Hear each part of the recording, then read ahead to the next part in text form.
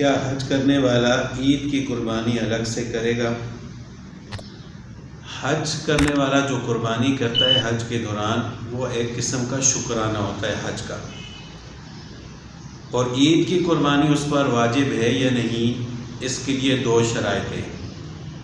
پہلی شرط تو یہ ہے کہ وہ مسافر نہ ہو، یعنی وہ مکہ میں جہاں موجود ہے وہاں اس نے 15 دن یا اس سے زیادہ رہنے کا ارادہ کیا ہوا ہو تو پھر وہ مسافر نہیں ہے۔ اگر 15 دن سے زیادہ رہنے کا ارادہ کیا ہے تو پھر وہ مسافر ہے، اس صورت میں بھی اس پر قربانی نہیں ہے۔ دوسری شرط یہ ہے کہ مسافر نہ ہونے کے ساتھ ساتھ وہ صاحب نصاب بھی ہو۔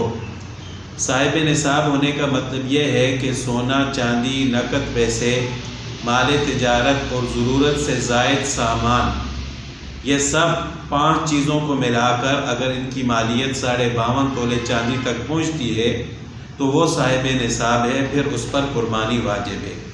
تو یہ دو شرطیں اگر پائی جاتی ہیں کہ وہ مسافر بھی نہ ہو اور وہ صاحب نصاب بھی ہو، یہ نہ ہو کہ حج کرنے کی وجہ سے اس کے پاس پیسے ہی نہ ہوں یا پیسے ہوں لیکن نصاب کے برابر نہ ہو، کم ہو، تو اس صورت میں بھی حاجی پر قربانی واجب نہیں ہے۔ تو حج والی قربانی الگ ہے، عید والی قربانی الگ ہے۔ اگر حاجی حج کرنے کے باوجود بھی وہ صاحب نصاب ہے اور مسافر بھی نہیں ہے تو عید کی قربانی وہ الگ سے کرے گا۔